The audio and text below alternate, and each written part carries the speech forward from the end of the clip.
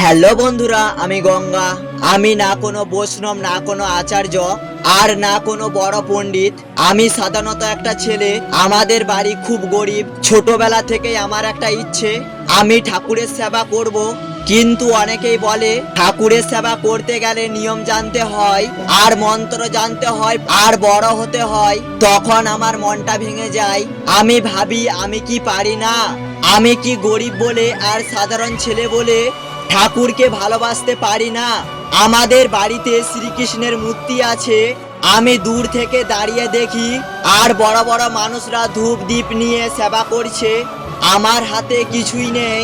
আমার শুধু একটা ইচ্ছে, একদিন খুব সাহস করে মন্দিরে ঢুকবো, আর কারো নজরে না পড়ে একদিন মন্দিরে চুপচাপ ঝাড়ু দিলাম, মাটিতে পড়ে থাকা শুকনো ফুলগুলা সরিয়ে দিলাম, আর ঠাকুরের কাছে সামনে দাঁড়িয়ে বললাম, আমি কিছু জানি না, আমি বড় কেউ না, কিন্তু আমি তোমাকে খুব ভালোবাসি।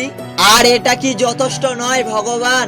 আর মনে হলো ভিতর থেকে যেন একটা উত্তর এলো, আর ভালোবাসার জন্য বড় কোনো পরিচয় লাগে না, সেবা করার জন্য কোনো উপাধি লাগে না। আর সেই দিন বুঝলাম সেবা করতে গেলে কোনো মন্ত্র লাগে না। সেবা মানেই পরিষ্কার মন, সাহায্যের হাত, আর সত্যিকারের ভক্তি। আমি হয়তো আচার্য নয়, আমি হয়তো ধনী নয়, কিন্তু আমি মানুষ, আর আমার একটা বিশ্বাসী মন আছে। আর হয়তো ঠাকুরের কাছে সেটাই সবচেয়ে বড় পরিচয়।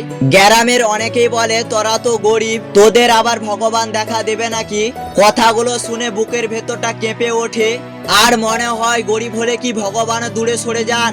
আর একদিন খুব মন খারাপ নিয়ে গ্রামের মন্দিরে গেলাম। সেখানে শ্রীকৃষ্ণের মূর্তি, আর বড় লোকেরা ফুল ফল মিষ্টি নিয়ে যাচ্ছে। আমি দাঁড়িয়ে আছি শুধু খালি হাতে। আমি মনে মনে ভাবলাম, ভগবান, আমি গরিব বলে কি তুমি আমায় দেখবে না? আর আমার চোখের কোণে জল এসে গেল। আমি মন্দিরের এক কোণায় বসেছিলাম। হঠাৎ দেখলাম এক বৃদ্ধ মহিলা ধীরে ধীরে মন্দিরে ঢুকলো। তার গায়ে পুরানো কাপড়, আর হাতে কিছুই নেই। তিনি চুপচাপ মন্দিরের সামনে বসে চোখ বন্ধ করলেন, আর তার মুখে ছিল অদ্ভুত শান্তি। কোনো ভোগ নেই, কোনো ধূপ নেই, শুধু ভক্তি। সেই মুহূর্তে আমার মনে পড়লো সুদামায়ের কথা। কারণ সুদামা তো গরিব ছিলেন, তবু তার বন্ধুত্ব আর ভক্তির কাছে শ্রীকৃষ্ণ নিজে মাথা নত করেছিলেন। আর আমি সেই দিন বুঝলাম, ভগবান ধন দেখে আসেন না, আর তিনি আসেন মন দেখে। গ্রামের মানুষ আজও কথা বলে, আবার কেউ কেউ বলে গরিব আবার ভগবান, কিন্তু আমি আবার চুপ করে হাসি। কারণ আমি জানি ভগবান দেয় না চোখে দেখা, আর তিনি দেখা দেন মনে।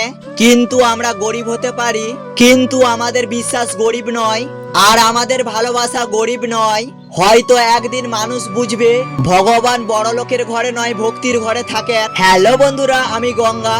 এই ভিডিওটার মাধ্যমে আমি বলতে চেয়েছি, ভক্তির জন্য বড় পরিচয় লাগে না, লাগে শুধু একটা সত্যিকারের মন। যদি আমার এই ছোট গল্পটা আপনাদের হৃদয়ে ছুঁয়ে যায়, তাহলে অবশ্যই জানাবে আমার এই ভিডিওটা আপনাদের কেমন লাগলো। কারণ আপনাদের মতামত আমার খুবই মূল্যবান। ভিডিওটা ভালো লাগলে লাইক, শেয়ার, কমেন্ট আর ফলো, সাবস্ক্রাইব করতে ভুলো না। রাধে রাধে।